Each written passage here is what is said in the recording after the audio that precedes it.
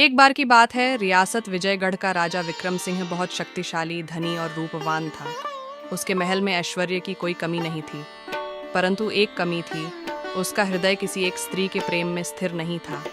वह हर दिन नई रानियों की तलाश में रहता और जैसे ही उसे कोई नई स्त्री मिलती, वह पुरानी को भूल जाता। उसकी इस आदत से राज्य में उसकी बहुत आलोचना होती थी, लेकिन वह किसी की परवाह नहीं करता था। प्रारंभ।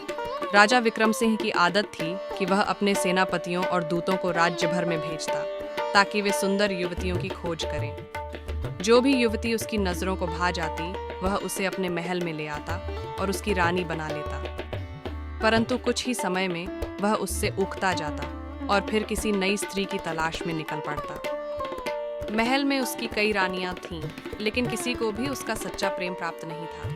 उनमें से कुछ दुखी होकर महल छोड़कर चली जाती, तो कुछ उसकी स्थिति से समझौता कर लेती। धीरे धीरे राजा का मन भी अशांत रहने लगा, लेकिन उसे इसका कारण समझ नहीं आता था। संघर्ष। एक दिन राजा जंगल में शिकार करने गया, तभी अचानक उसकी नज़र एक झरने के किनारे बैठी एक साधारण लेकिन असीम सुंदरता वाली लड़की पर पड़ी। वह किसी अप्सरा से कम नहीं लग रही थी। उसका नाम अनाया था। राजा ने उसे अपने महल में आने का प्रस्ताव दिया, लेकिन अनाया ने मना कर दिया। मैं किसी की वस्तु नहीं हूँ महाराज, प्रेम दिल से होता है, जबरदस्ती नहीं। राजा को यह बात चुभ गई। उसने पहली बार किसी स्त्री से ऐसा उत्तर सुना था। उसके अंदर कुछ बदलने लगा।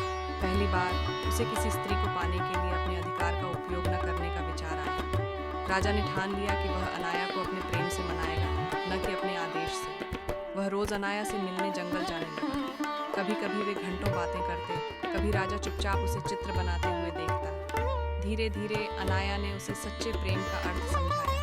प्रेम केवल सुंदरता तक सीमित नहीं होता, बल्कि यह त्याग, समर्पण और विश्वास से जुड़ा होता है। महल में उठी हलचल।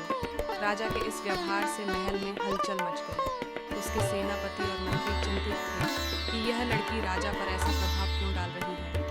कुछ रानियां इस बदलाव से नाराज थीं, जबकि कुछ प्रसन्न भी थीं कि शायद अब राजा को सच्चे प्रेम का एहसास होगा। राजा के दरबार में भी यह चर्चा आम हो गई थी। राजा विक्रम सिंह अब उतना कठोर नहीं रहा। वह अधिक सोचने लगा, अधिक शांत रहने लगा। यह बदलाव महल के कुछ लोगों को पसंद नहीं आया। राजा के मुख्यमंत्री ने उसे समझाने की कोशिश की। महाराज, आप एक साधारण लड़की के प्रेम में अपना गौरव क्यों मिटा रहे हैं?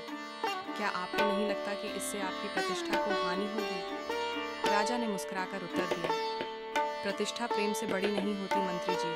पहली बार मुझे एहसास हुआ है कि प्रेम क्या होता है। यह सिर्फ अधिकार जताने का नाम नहीं, बल्कि समर्पण का नाम है। अंतिम परीक्षा। जब राजा ने अनाया को विवाह का प्रस्ताव दिया, तो उसने एक शर्त रखी। महाराज, अगर आप मुझे सच्चे दिल से प्रेम करते हैं, तो आपको यह साबित करना होगा। राजा ने पूछा, कैसे?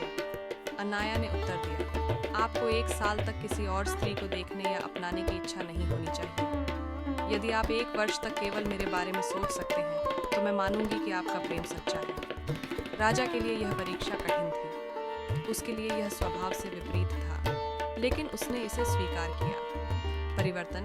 यह 1 वर्ष राजा के जीवन का सबसे महत्वपूर्ण समय था। पहले कुछ महीनों तक उसे कठिनाई हुई, लेकिन धीरे धीरे उसने अपने विचारों को संयमित करना सीख लिया। उसने अपनी सभी पुरानी रानियों को सम्मानपूर्वक उनके घर भेज दिया और उन्हें उचित धनराशि देकर स्वतंत्र कर दिया। अब महल में नाच गाने की जगह सच्चे प्रेम की चर्चा थी।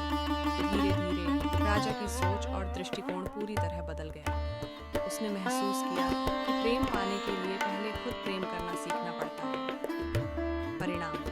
1 वर्ष बाद राजा फिर से अनाया के पास गया। उसके आंखों में सच्चा प्रेम और समर्पण था। अनाया मुस्कुराई और कहा, अब मैं जानती हूँ कि आप मुझसे सच्चा प्रेम करते हैं। राजा और अनाया का विवाह पूरे राज्य में उत्सव की तरह मनाया गया। अब राजा न केवल एक महान योद्धा, बल्कि एक सच्चा प्रेमी भी बन गया था।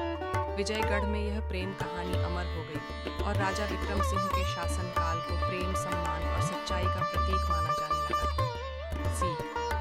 प्रेम केवल अधिकार जमाने का नाम नहीं, बल्कि त्याग, समर्पण और सच्चे एहसास का प्रतीक होता है। जब तक व्यक्ति अपने अहंकार को नहीं छोड़ता, वह सच्चे प्रेम को प्राप्त नहीं कर सकता। अब कहानी में और गहराई, नाटकीयता